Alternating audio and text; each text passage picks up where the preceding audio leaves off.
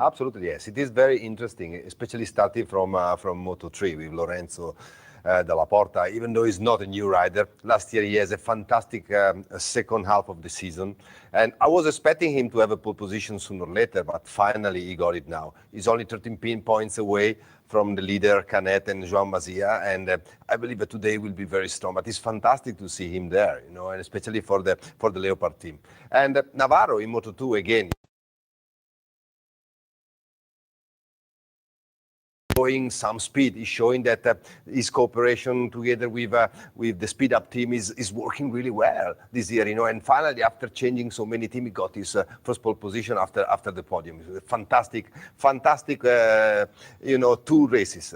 And I'm very surprised, mate. When we are talking about the MotoGP, actually, I am very surprised about having Quartararo in pole position, also because he's very young, only 20 years old, and then just come from the Moto2, he jump up in MotoGP, and right away, boom, in Jerez, beating Marquez. It's something unbelievable. Yeah, no doubt that was the story of the day in qualifying yesterday. Fabio Quartararo, the youngest ever poleman in the Premier class, a confirmation there, and only his 4th weekend in the category. Let's hear from the Flying Frenchman now. Well, I never expect that I can make pole position today, so yes, was really amazing to be on pole position, first one in MotoGP. So yeah, for sure, for the team is incredible. For, like you said, the rookie team is amazing to have 1-2, and we hope that we can make this more often during the season. Race pace is good. Okay, Mark is really fast, but for me, we are quite good to make a good race, but our goal is still the same. If we made between 7, 10 is really good, and of course, if we can make better, is bonus for us. Yeah, there's just no wiping that smile off Quartararo's face, is there? Confirmation that he starts from the very front of the grid for the Red Bull Grand Prix of Spain, alongside the 20-year-old number 20 is the number 21, his teammate Franco Morbidelli, and Marc Marquez in 3rd. Is the oldest man on that front row. The first time that has happened since Marquez first entered the Premier class. Andrea Dovizioso, your championship leader, headlines row 2. Alongside him, Maverick Vinales and Cal Crutchlow aboard the LCR Honda concludes row 2, the Brits starting P6. Now, there are so many reasons why we're glad MotoGP is finally in Europe. One of those is that we don't have to stay up until the early hours of the morning anymore. The other is that we can finally have a nice long chat with Amy Dargan, who is soaking up the Spanish sunshine down in Jerez. Amy, what a fantastic Saturday we had. And I can only imagine that the happiest man in the entire paddock, perhaps the entirety of Spain, was a certain Flying Frenchman yesterday.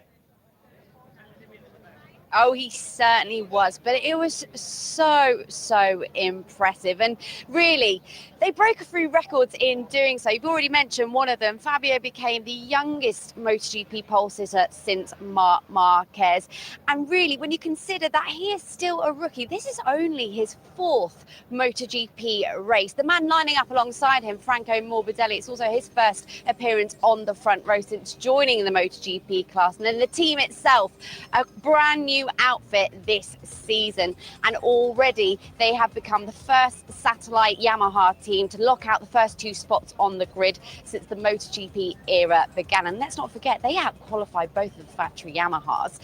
Now, obviously, there is nothing, or rather I should say clearly there is nothing wrong with their 1-lap pace, but as we know, that is not the case, or it's not the full story when it comes to the race. I spoke to Andrea Dovizioso yesterday after qualifying and asked him what he thought of having perhaps 2 younger, more inexperienced riders ahead of him on the grid. Would that in fact help him? And he said, well, you only really need to look and see what they've done in the first 3 races. There's actually nothing wrong with their race pace either. So a really interesting dynamic to keep an eye on at the start of this race. The young guns versus the wily foxes.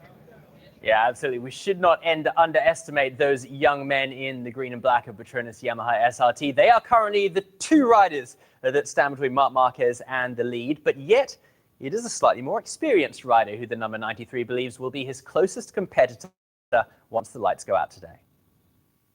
For me, the most dangerous tomorrow is Dobby. He have a very good pace. He's working in a good way. He was constant also during all weekend. And then is there a few riders like Petrucci, Rins, two Petronas riders, Fabio and Franco, and Viñales. Then Rossi will arrive, sure. So will be a big group. I mean, if you check the lap times, we are very equal. So important to understand if we can be competitive from the beginning until the end. Well, Mark's biggest threat actually might be his own machine. I don't know if you guys caught morning warm-up, but he encountered a technical problem where his Honda came to a complete stop, and then he actually ended up toppling onto the ground as he was trying to tip into pit lane. Now, this is not good for Honda. They are not a manufacturer that like to associate themselves with reliability issues, and they're fourth in the last 3 races. But yes, as he just mentioned there, Andrea Dovizioso, he is pinpointed as his number 1 rival out on track today. Likewise, so did Andrea Dovizioso, but he did throw a few other names into the mix there, one of them being Danilo Petrucci. Now, his 7th place on the grid doesn't really tell the full story. He has been super fast all weekend, and had it not been for Fabio Quartararo's pole time, he actually might have held on to the circuit record-breaking lap he set in FP3, or perhaps even bettered it. But when I spoke to him yesterday after qualifying, he actually explained that he encountered quite a big vibration problem on his final flying fast lap. Hopefully that won't be a problem that he re-encounters today, and they've managed to double check that everything's okay during morning warm-up. But I would say that Danilo Petrucci is also worth looking out for today. Okay, great stuff. Yeah, it's good to understand what actually happened to Petrucci on that final lap, because I think we were a bit surprised by both Ducatis, how they went in qualifying, given how well they did in free practice 3. But hey, at least Petrucci and Dovi are both on the front 3 rows, a bit further back down the grid, Matteo. Some big names will be very disappointed, I guess none more so than Valentino Rossi in 13th. What a news. He's always starting really far lately. But that is very far. Yeah, that's very far, it's true. But I think that during the Q1, sorry, it was, the first run was very good. He got immediately in front of Viñales. And then the second run, he was waiting a little bit longer. He was waiting because he thought he got the second place already. He was not using the second tire, was saving the second tire, set of tire for the Q1. And at the end, he underestimated a young gun, which is his student, actually. Bagnaia, to cover him, and then now he has to start from the P13. He said that he's okay. He feels that the bike is good. His pace is not so bad, and actually he's not so far away, from the other Yamaha. But to start in Jerez in the narrow track from P13 is gonna be very hard. We know all that Rossi is very capable, but still. Mate, it's something very difficult, especially the first lap. He has to try to push really very hard and to finish the first lap best 5. Probably then he has a chance to go on the podium. Otherwise, it will be very hard.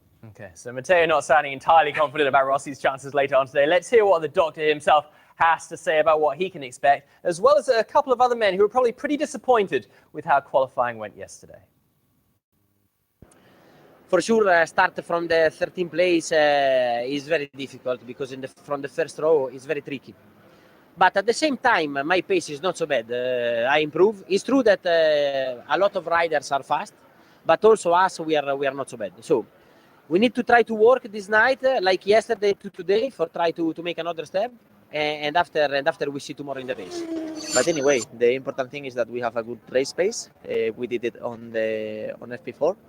So for tomorrow, starting on P9, will be a very long race. A lot of laps, will be hot too. So we need to think in the bike.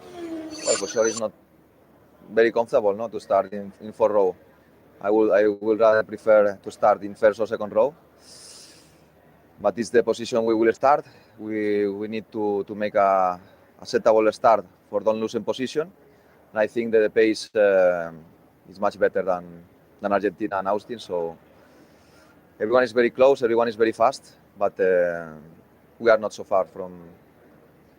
We are closer probably than ever this year to the fastest guys. qualifying disaster for Lorenzo. You saw in that clip there, he was not a happy camper when I spoke to him last night, for a very good reason, because he was brimming with confidence coming into this weekend. But that qualifying crash has left him down in 11th spot on the grid. And we obviously caught up with Alberto Pucci earlier this weekend.